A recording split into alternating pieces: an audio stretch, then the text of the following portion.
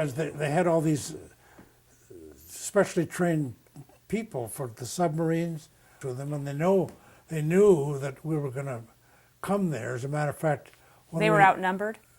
Well, there were 50,000 men in our unit. There were 5,000 men in theirs, 5,500. And they knew that they were doomed if they stayed there. So what they did was they got them on those ships in 55 minutes. They took their rifles with them and threw them into the ocean, sank the shore boats in Kiska Harbor, and took off. They hung cargo nets over the sides of the ships, and the soldiers scrambled up the cargo nets to get on board the ships, and off they went, and they were never detected. And so they took off. That was... This was late July. Late July of 43. We didn't get there till about 2 weeks after that. But the weather in that time of year is foggy, and the air observers couldn't really be sure. So they told the high command that was in charge of the operations that they thought that there was no activity, but they didn't know whether the Japanese might have retreated into the tunnels or whether they had actually gone. So they sent us ashore as if we were going to be confronted, and we. So they've actually left 2 weeks before but you arrived thinking they might still be there. That's right. It was noon of the following day after we landed at 5 in the morning, before the realization came that there were no Japanese on that island. We had some bad experiences. We had some men that were lost to booby traps. They put TNT in cans, covered it over with moss, and had a like a dynamite cap. If you stepped on the moss, set off the booby trap. We had a few casualties from that. And the worst thing that happened was on that first night. It wasn't in my battalion. It was in the second and maybe the 3rd Battalion. They landed in the center of the island, and the ridge is about 3,000 feet high. They landed on the southwest side and climbed that ridge, and the weather turned bad. It was nice when we landed. Then as typical of the Aleutians, it heavy rain and wind and bad weather. And the order had been given to the soldiers: don't move at night. If it moves, it's a Jap, shoot it. Some poor kid got up to take a leak, and one of the soldiers that was observing fired at him, and before they got it stopped, there were 15 dead men. That's very tragic. Friendly fire. So you were on the Aleutians for a number of months then, until December? We were there until December. And the Aleutians, it sounds like it was sort of, you had just a fascinating and full military career, but it seems like the Aleutians were kind of the weird part, or maybe the low point? I suspect so. It's certainly after we realized there were no Japanese on the island. We had. When did you finally figure that out? Well, it was realized about noon of the second day. But I had, at that point, I was a platoon leader of an infantry platoon in C Company of the 1st Battalion. And there was a man named Monty Atwater, who was the company commander of Headquarters Company, 1st Battalion. And Monty was an expert avalanche control man. And they were building Camp Hale back in Colorado, and they needed somebody that was good at avalanche detection. So he was taken out, and the colonel made me the company commander of Headquarters Company, 1st Battalion. So he was taken out of the Aleutians and sent back. There was a ship that took a few people back, and he was one of the ones that they took back. So you were in charge. I was in charge of that company. How many people is that? But what I was going to tell you was that when we landed on the island, there was a tunnel up near the top of where we were, where my unit landed. We landed the second day. The first, second, and third battalions landed first day, and early on the morning of the second day, my battalion landed north of there at the base of the volcano, the Kiska volcano, which is about 4,000 feet high. And about how many people are you in charge of at that point? 350. 350, okay. Yeah. And the battalion commander told the sergeant who was in command of a communications squad in the headquarters company, don't go into that tunnel. They had a 75 millimeter howitzer in the mouth of the tunnel. You could bore sight it to our beach. And if they had been there, we'd have gotten a lot of artillery fire and very hard to take out that gun. He said, don't touch that gun. He suspected it might be booby-trapped. Well, that night it rained and the weather was miserable outside. I dug a slit trench and my sleeping bag went into water that deep. Anyhow. Sounds pretty miserable. Yeah.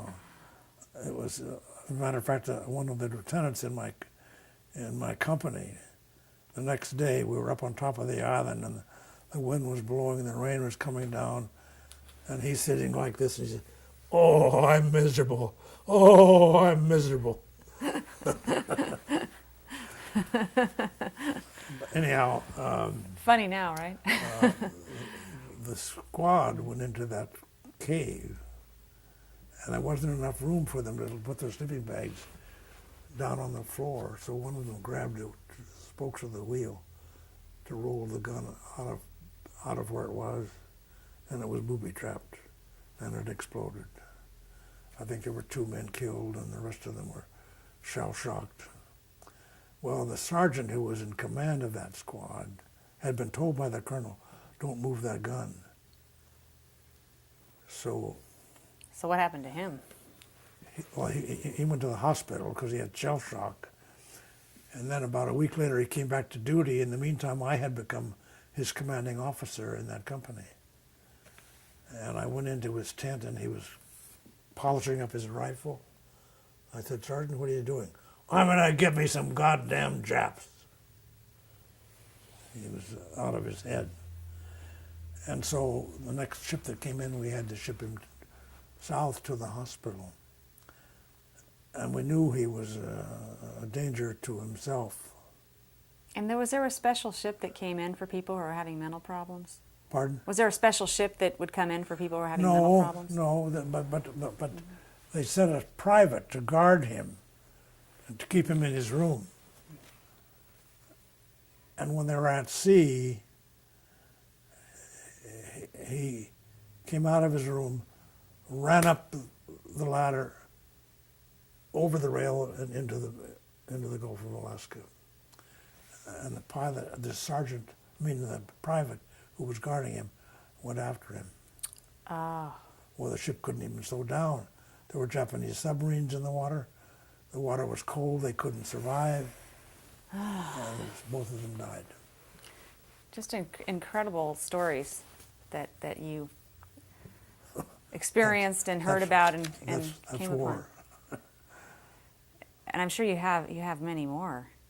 The experiences you had during World War II, I mean, you had quite a higher education before the war and then after. Right.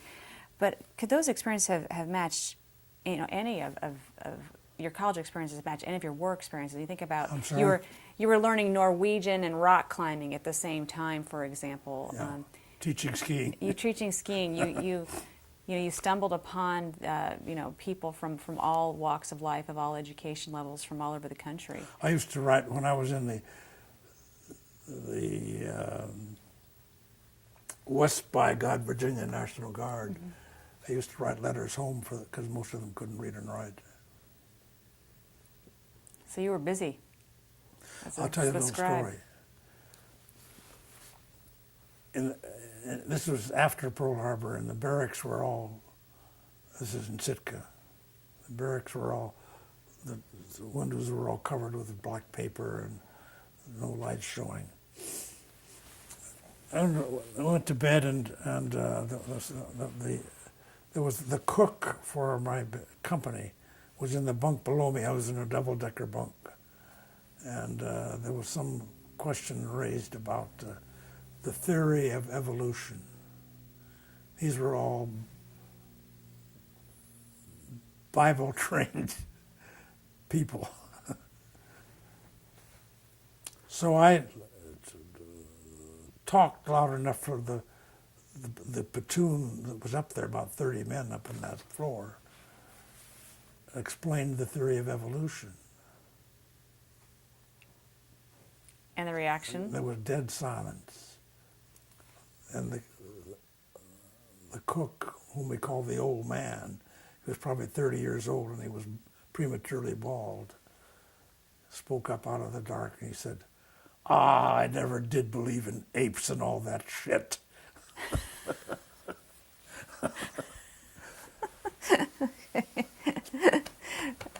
Well, after all these experiences and 4.5 years, you come back to civilian life and Alaska. What was that like? Was there much of a readjustment period for you? Well, there were quite a few soldiers coming back to Juneau.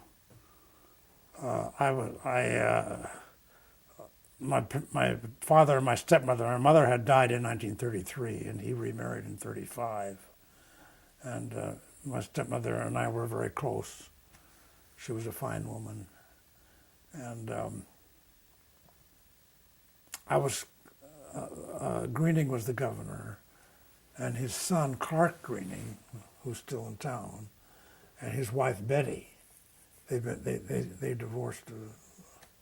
No, not his son, Clark. Clark was a grandson. Right. His son, Huntington, Yeah. Hunt Greening, his wife, Betty, were living in the mansion, and we became close friends. I used to go to parties over there with them in the mansion. Governor's mansion. Yeah. I remember they had a nice Christmas party. I think maybe it was Halloween. And his father and mother were away. And he ran out of booze for the party. But there was a locked liquor cabinet, had a padlock on it with a combination lock. So he and I figured out, how can we find the combination? I'll bet you it's the battle between the English and the French. Forgotten the name of it, but there was a The War of 1812? code for it. That was 1812. And I remembered the code. We tried it in and opened the liquor. So Anyhow, he knew our old Ernest pretty well, huh? How his thinking would be. The legislature had a special session. Greening called a special session in February, and I wanted to earn some money because I was going to go back to school. And one of the leaders of the House was Kurt Shattuck, and he came and said, "Do you want a job as a sergeant at arms or something?" I don't care, something to do with the legislature. And then, and he was an anti-Greening Democrat, Kurt was. A pro-Greening Democrat came to me and he said, "We'd like to make you the chief clerk of the House." Whatever. So that was your first job? The veterans were being, well, it wasn't my first job. It was my job when I got back up from the war. And I was the chief clerk of the House for a couple of months, and that's when they passed the legislation giving veterans a bonus of $50 a month for every month of service. So I had nearly 5 years of service, nearly 60 months times 6 times $50 was pretty good. And you got a pretty in up those close days, yeah. view of how that all came to be, Pardon? being the chief clerk of in the About territorial 2 months. Yeah, at that time. But anyhow, I wanted to go into Russian studies because there's a lot of connection with the Russians in Alaska historically. And a Russian family had moved here. Quite a few Russian families moved here at the time of the revolution, escaping the revolution. And one of the young boys in the family, the father set up a co-op grocery downtown on Stewart Street. And the son was in school with me, and he couldn't speak any English. But he and I got to be good friends. He quickly learned to speak English. But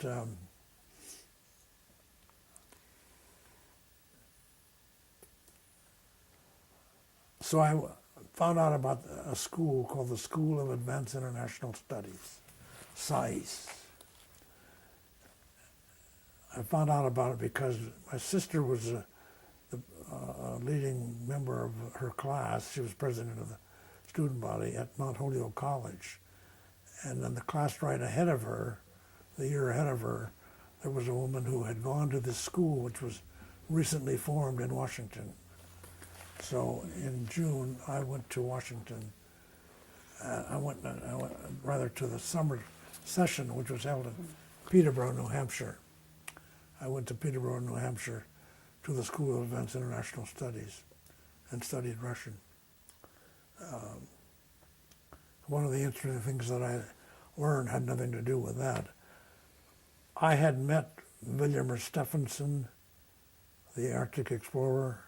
He came to, when I was in the Army at Camp Hale, he came and showed us how to build igloos. And I had met him at that time. And So another World War II connection there yeah. for you.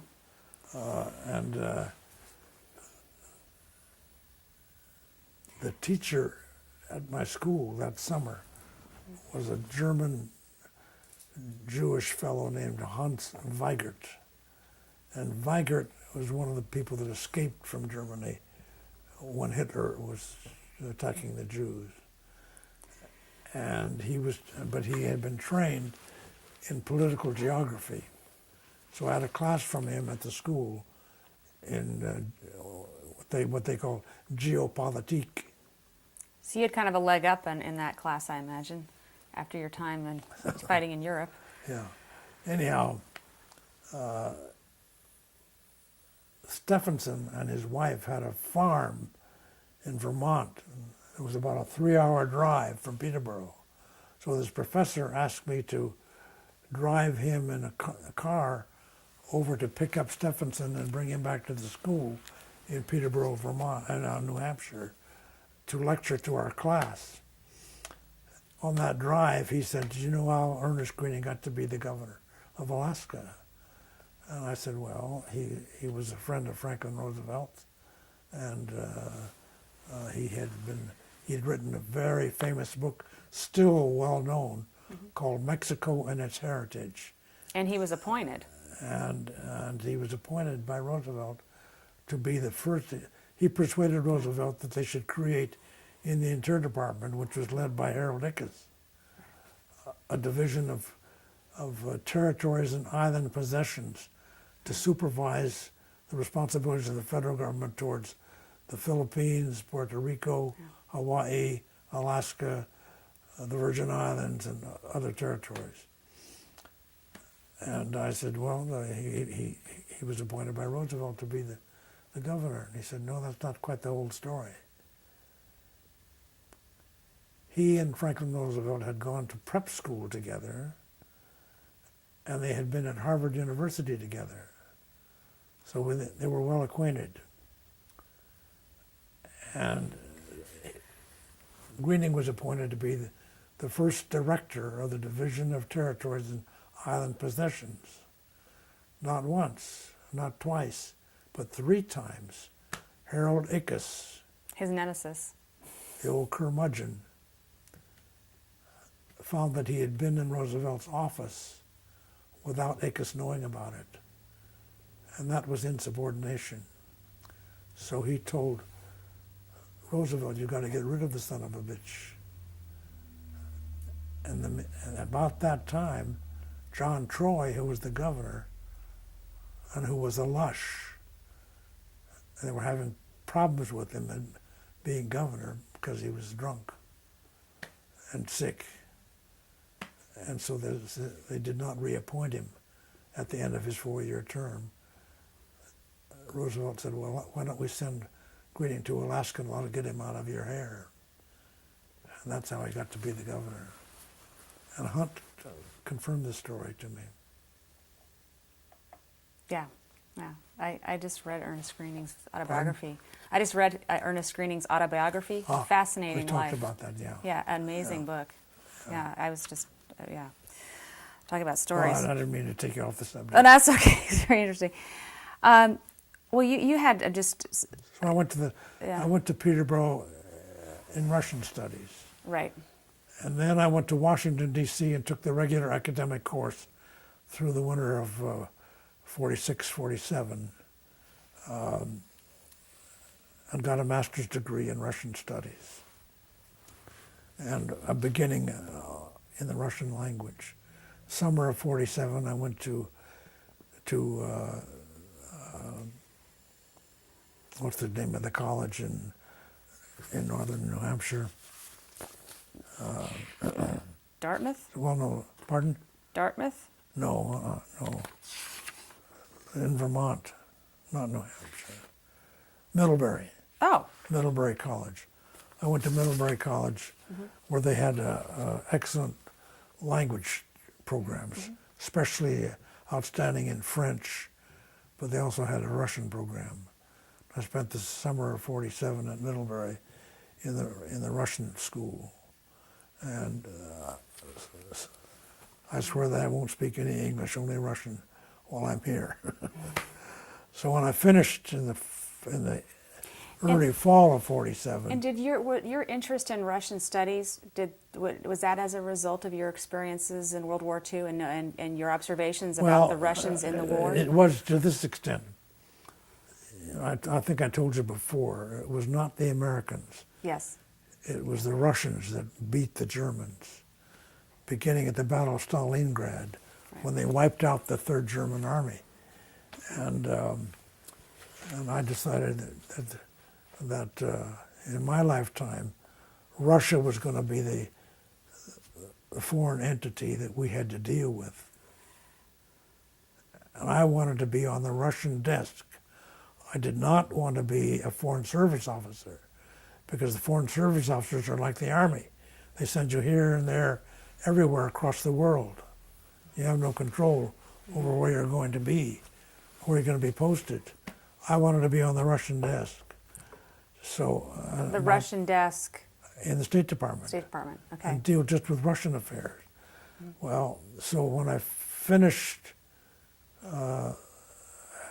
at SAIS, I decided I didn't have enough professional background. And so I applied for law school, Harvard, Yale, Columbia, and Virginia. And I preferred Yale, and I was chosen for Yale. I was the first Alaskan to go to Yale Law School. The second was Grace Berg Scheibel. She found me about 5 years after That's amazing. I was there. Anyhow, I finished Yale Law School, and one of the reasons I went to Yale was because there was a professor by the name of John Hazard. And Hazard was the first American to be graduated from the Moscow Institute of Law. He went there in the early 1930s. Housing was short, and he lived with a family named Littlepage, John D. Littlepage, and his wife and 2 daughters. Littlepage was a mining engineer. And the man who was the head of the Soviet Gold Trust, whose name was Serebrovsky, had come here in 1928 when they were beginning the first 5-year plan, and tried to get my father and our family to go to Russia to help them in developing the gold industry. And my parents decided not to do it, so the Little Pages went. And the housing in Moscow was very tight, and Hazard lived with them. So I got acquainted with Hazard through the Little Page family. Meantime, he became, after the war, he became a professor at Columbia, teaching Soviet law, but he had a 3-hour seminar twice a week at Yale. It's only an hour and a half by train from New York to New Haven. So I decided on Yale because I could take For that reason. that seminar. Well, a lot of reasons. Just for me, it was a much better place than either Harvard or Columbia. And so I went to Yale for 47, 48, 49, and finished in 50. When I finished, I went to Washington, and through Hugh Wade, I knew the chief counsel to the Secretary of State. And so I got an appointment in his office up at the top floor of the old State Building, and gave him my credentials and said I'd like to get a job on the Russian desk. So he sent me down to one of the old temporary buildings down on the Mall in Washington. I think the man that interviewed me was probably a CIA man. And I gave him my credentials, ability to speak Russian. He said, we'd love to have somebody like you on the Russian desk, but we don't have any money. This was still in the middle of McCarthyism, and anybody who had anything to do with Russian studies was suspect. I'm sure I was on the list, except I was not an official. After all that work you put into it. Yeah. He said, we don't have any money for the Russian desk, which is exactly where the State Department should have been putting the money. Well, It was the beginning of the Cold War. Well, yeah. Common sense isn't always the forte of the government, is it? Yeah, he offered me a position to be a spy. I was to go to Oslo and participate in the activities, the social activities of the diplomatic community in Norway, and listen in on Russian conversation. Oh, there you go. And that Norwegian you picked up with the rock climbing could come in handy, couldn't it? I couldn't speak Norwegian, but I could speak Russian. Вы говорите по-русски или нет? Нет? Нет. Нет. Anyhow, but he said, if I were you, I'm no spy. I didn't want to do that. He said, if I were you, from what you told me about your background, I'd go back to Alaska. So I did, and I became the law clerk to the judge here in Juneau, George Folta. Spent a year and so forth. And now you're known as Judge Stewart. Ex-Judge Stewart. And there are real advantages to being an ex-judge. I don't have to try to appear to be so damned honorable. Well, in a nutshell, how did your World War II experiences influence how you live your life and the choices that you made? Well, the first place, the war experience taught me that the Russians were the people that we had to deal with. I wanted to work with the Russians. But because of McCarthyism, I couldn't get a job, even though I had a pretty complete educational background. And do you feel like that's an unfulfilled goal for you? Would you still like to have been able to No, I'm use glad those that I Russian came to studies? Alaska. I've had a good life here. I had a good marriage for 47 years. And I have 7 children. The youngest one was killed in a skiing accident. I have 6 living children and 5 grandchildren. And I had the old family home, lots of close friends all over the state of Alaska, deeply involved in the development of the state. And do you still attend any 10th Mountain Division reunions, or do you have any involvement with I'm going to one in August. I'm taking my 7 children and their ladies and 2 of my grandchildren. There are going to be 9 of us that I'm taking to Denver for our 10th Mountain reunion. And the name of the reunion is Hale, but it's spelled H-A-L-E, after Camp Hale, not H-A-I-L. Hail and farewell, because it's ostensibly the last reunion that is going to be organized by the living veterans of the 10th Mountain Division in World War II.